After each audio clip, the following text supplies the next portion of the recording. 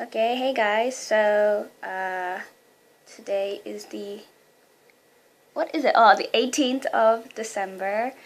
Um, it's been a while since I vlogged actually, and I actually had made a lot of videos. I just didn't edit them, and so I haven't uploaded them.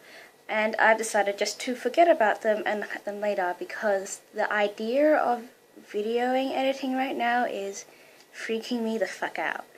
Um, okay, wow, I'm so bad at this. I realized that I was really good at getting off topic and rambling and not actually getting to the point because I don't actually have any idea what I'm going to say before I hit the record button. Okay, so recently I've been a house hermit. I've been staying at home because anywhere that's more than walking distance away from my house, I don't feel comfortable going to, or if I'm going to, you actually have to come to my house and pick me up and take me there. Even if you were to wait for me at my bus stop, it is like somehow just difficult for me. Okay, oh, my meds, so I can't be fucked remembering how many days it's been. I just know I've changed my dosage.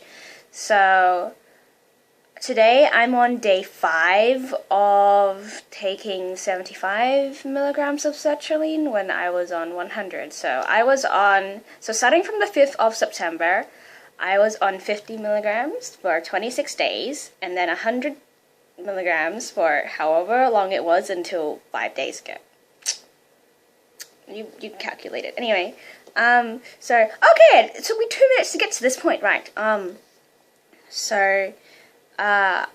I don't know if I've told you guys, but I'm really bad at reading, after the anxiety kicked in. So I'll be reading things wrong, like simple things like emails and texts.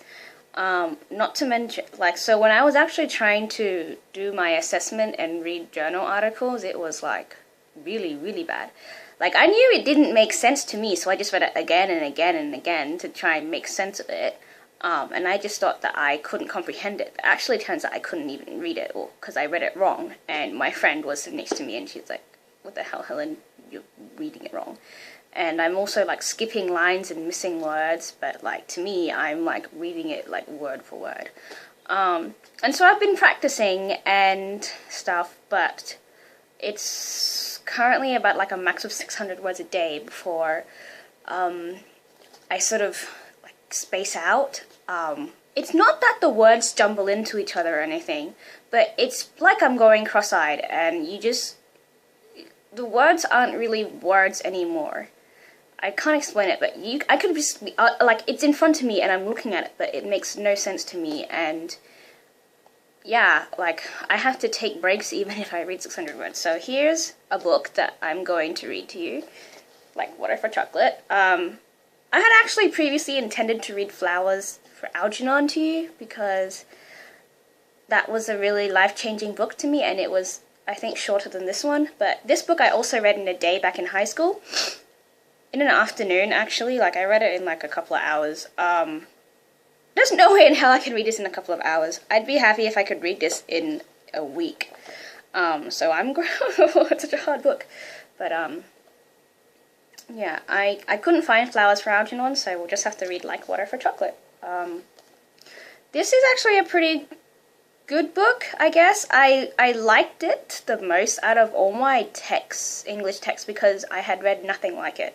It wasn't a particularly amazing story, but the way that the author wrote this book, I thought was very interesting. So here's the author's picture. She married, like, a publisher or something, I think. Okay. This beginning sound just makes me cringe. Like, it makes me scared. It says, "To the table or to bed, you must come when you are bid." That's just terrifying. That's just, oh dear. Okay, so also I've just broke my book, so, like, the pages are literally, ugh. Anyway, so, like, the chapter starts with, like, a recipe and, like, the ingredients, as you can see here. The page fell out of the book, okay? Like, I can't help it. And then, like, it would be, like, a recipe at the beginning of each chapter. There's 12 chapters for a year. And then, like, the you'll read the chapter and then you'll see like how that what am I saying? How, like, you just see the recipe being used, basically. It's really cool. Many symbolism. Yes. Okay, preparation. So many words. Okay. So yeah, I'm just gonna practice reading every day until I finish the book and see how long that takes me. I've been talking for like 5.5 minutes now. Wow, that's a long time. Oh god. But yeah, I don't think I can read for very long, so I don't think the vlogs are gonna be very long either, so here goes nothing. Preparation. Take care to chop the onion fine. To keep from crying when you chop it, which is so annoying, exclamation mark, I suggest you place a little bit on your head. The trouble with crying over an onion is that once the chopping gets you started, the tears begin to well up. The next thing you know, you just can't stop. I'm getting dizzy already. Okay, Jesus. I don't know whether that's ever happened to you, but I have to confess it's happened to me many times. Yeah, you're just going to realize I'm really bad at reading, and hopefully I improve. So if you zone out or fall asleep or notice that I'm stuttering and I can't read, I actually cannot read. At the moment, anyway. Jesus Christ. Okay, so Mama used to say it was because I was especially sensitive to onions, like my great aunt Tita. Tita? I'm gonna say Tita, because Tita sounds funny.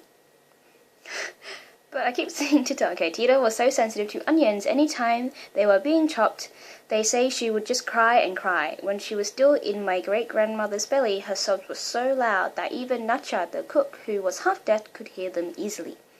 Once her wailing got so violent that it brought on an early labor, and before my great-grandmother could let out a word or even a whimper, Tita made her entrance into this world prematurely right there on the kitchen table amid the smells of simmering noodle soup, thyme, bay leaves, and coriander, steamed milk, garlic, and of course onion.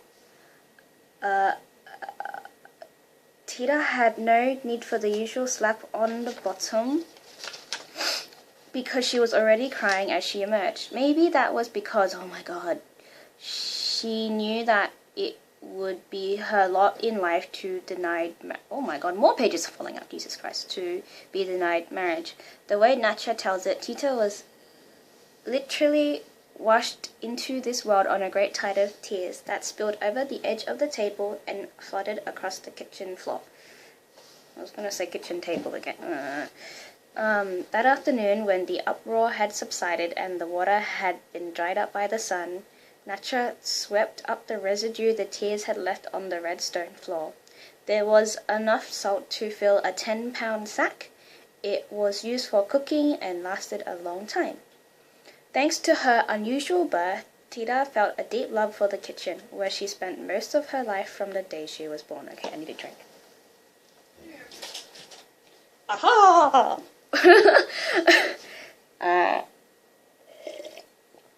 When she was only 2 days old... I don't believe this is only the second page and it's taking me like fucking 3 minutes. Oh my god. When she was only 2 days old, sorry. It says 2. It says only 2 days old. Never mind. It was Tita's father, my great-grandfather, died of a heart attack, and Mama Eleanor's milk dried up from the shock.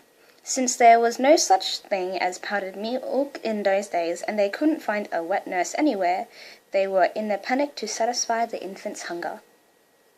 Nacha, who knew everything about cooking, and much more that doesn't enter the picture until later, offered to take charge of feeding Tita. She felt she had the best chance of educating the innocent child's stomach, even though she had never married or had children. Though she didn't know how to read or write, when it came to cooking she knew everything there was to know. Mama Eleanor accepted her offer gratefully. She had enough to do between her mourning and enormous responsibility of running the ranch, and it was the ranch that would provide her children with the food and education they deserved without having to worry about feeding a newborn baby on top of everything else.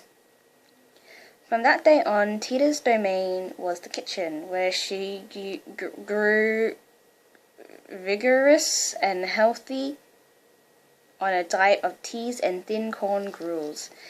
This explains the sixth sense Tita developed about everything. Oh my god, I'm feeling sleepy.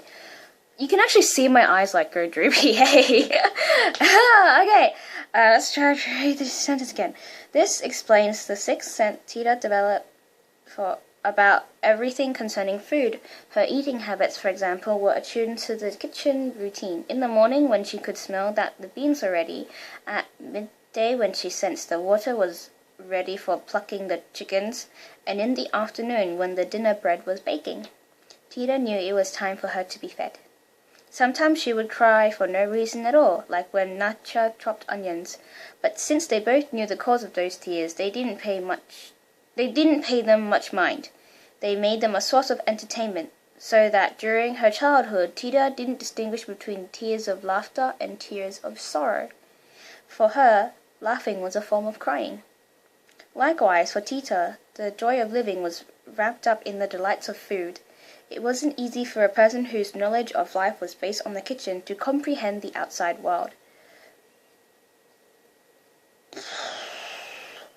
That world was an endless expanse that began at the door between the kitchen and the rest of the house, whereas everything on the kitchen side of the door, on through the door leading to the patio and the kitchen and herb gardens, was completely hers. It was Tita's realm.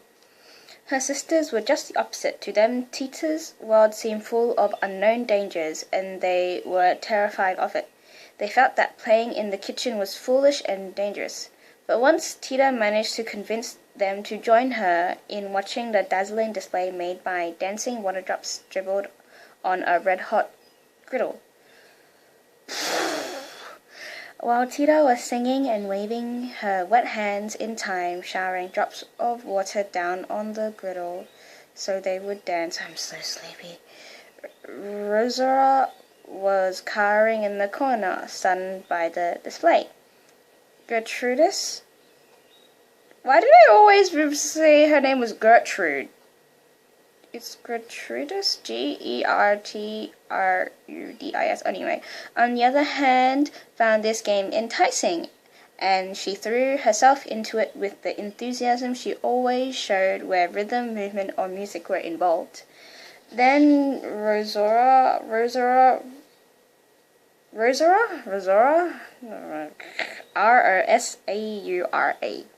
What are we gonna call these people from now on? Jesus Christ.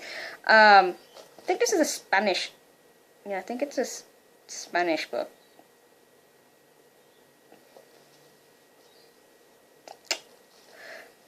Rosara? Oh my god, I give up. Then Rosara had tried to join them, but since she barely moistened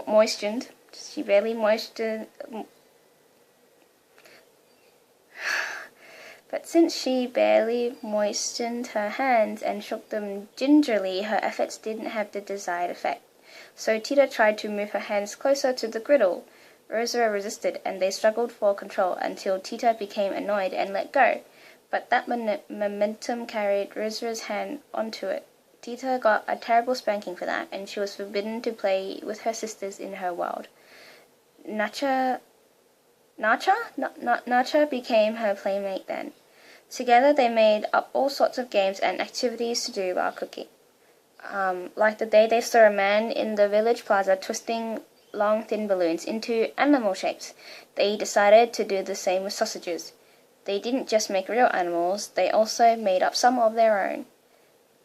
Creatures with the neck of a swan, legs of a dog, the tail of a horse, and on and on. There was trouble, however, when the animals had to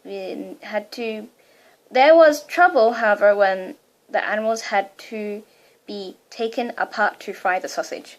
Tita refused. The only time she was willing to do it was when the sausage was intended for the Christmas rolls she loved so much. Then she not only allowed her animals to be dismantled, she watched them fry with glee. The sausage for the rolls must be fried over very low heat so that it cooks thoroughly without getting too brown.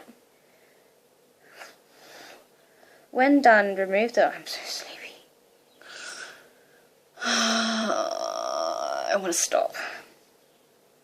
Where am I up to?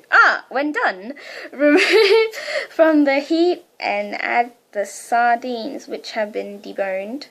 Any black spots on the skin should also have been scraped off with a knife. Combine the onions, chopped chilies, and ground oriander.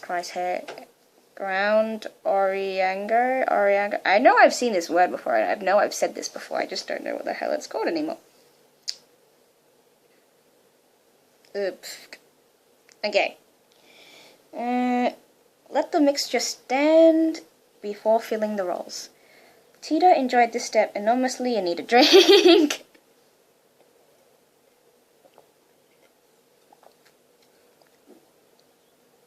While the filling was resting, it was very pleasant to savor its aroma.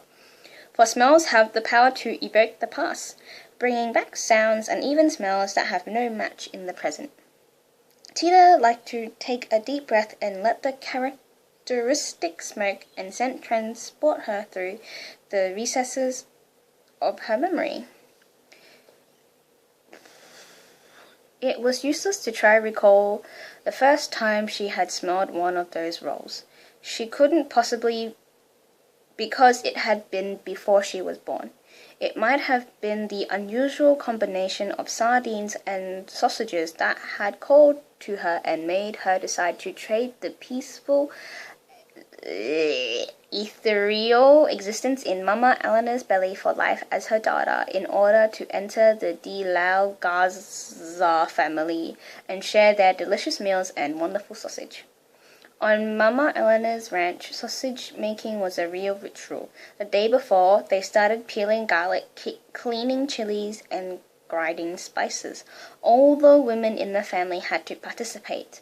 Mama Eleanor, her daughters, Gertrudis, Rosora, and Tita, Nacho the cook, and Chencha the maid.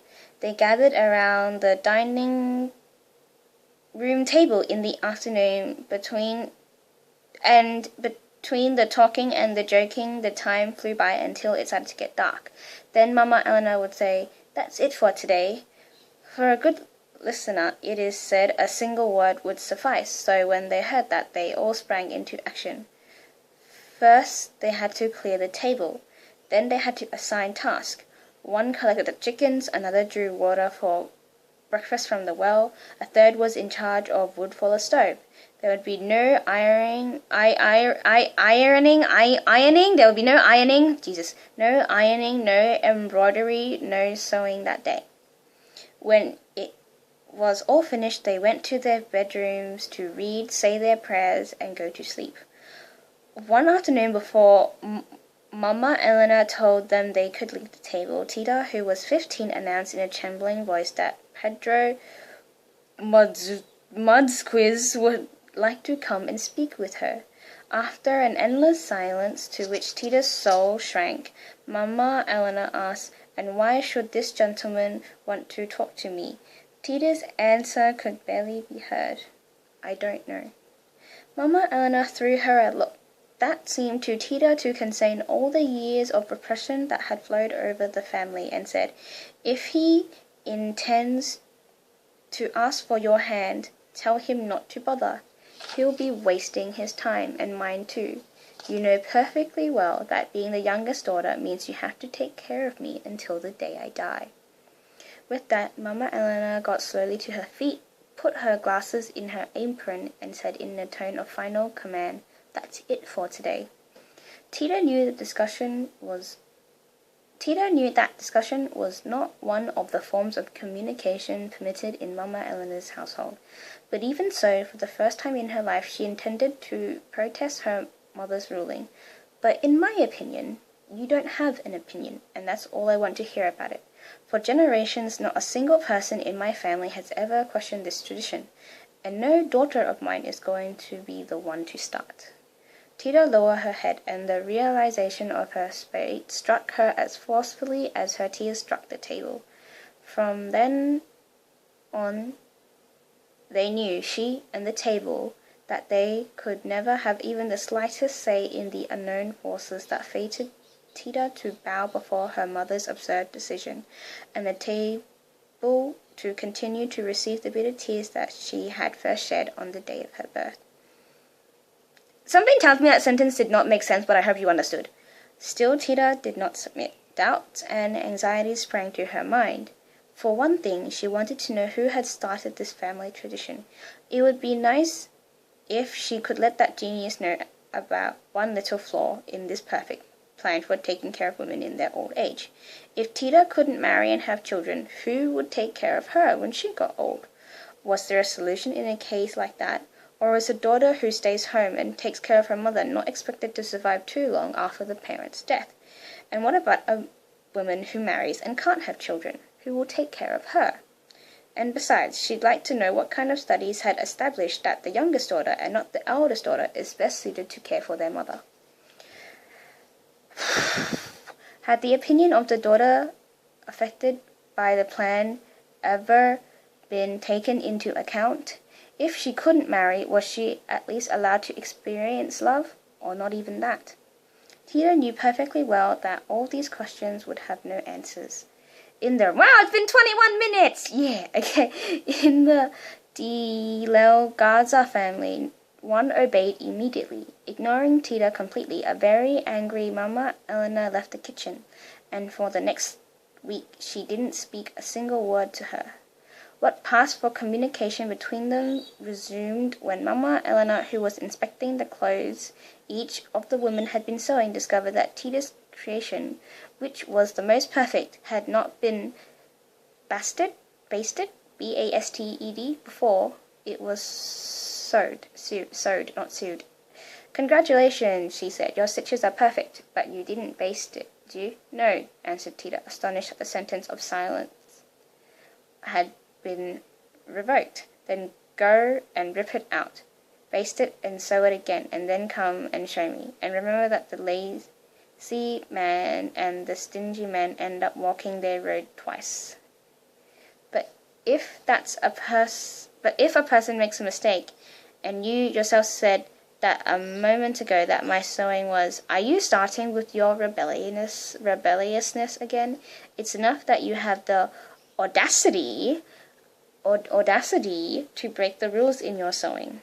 I'm sorry, Mammy, I won't ever do it again. With that, Tita succeeded in calming Mama Elena's anger. For once she had been very careful. She had called her Mammy in the correct tone of voice. Mama Elena felt the word Mama had a disrespectful sound to it, and so, from the time they were little, she had ordered her daughters to use the word Mammy when speaking to her. The only one who resisted, the only one who said the word without the proper deference was Tita, which had earned her plenty of slaps. But how perfectly she had said it this time.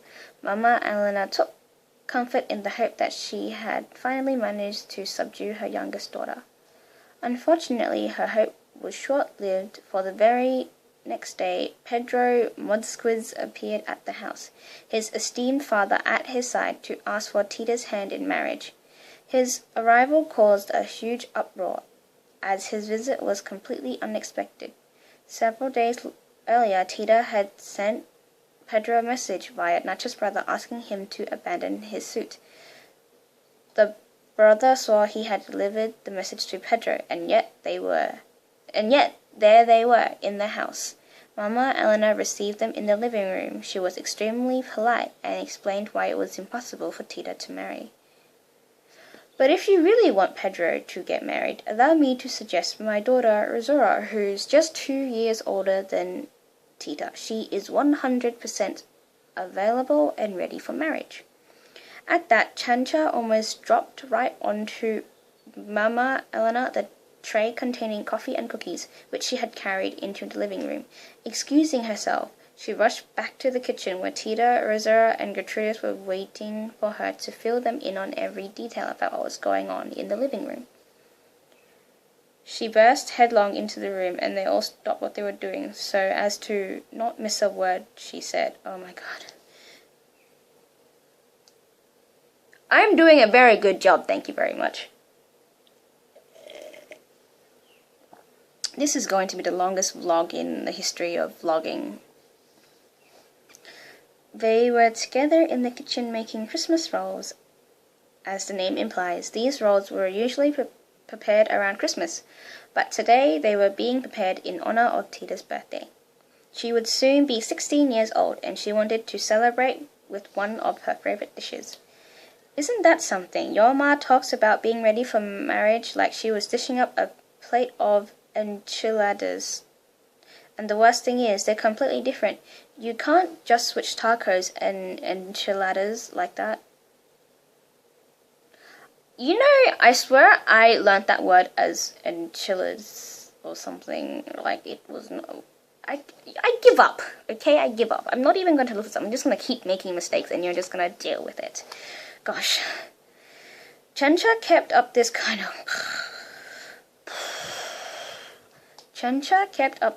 of running commentary as she told the others, in her own way, of course.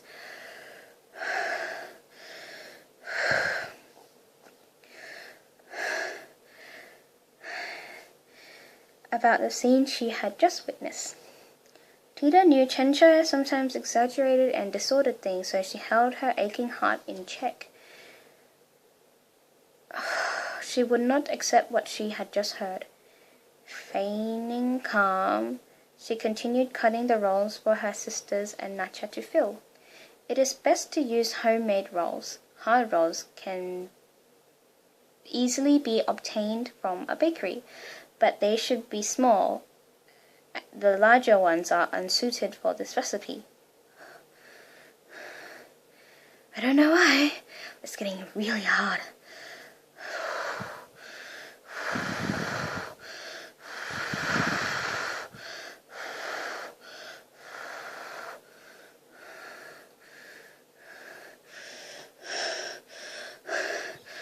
What the hell? Nope, I'm going to go. Okay, I'm going to go now.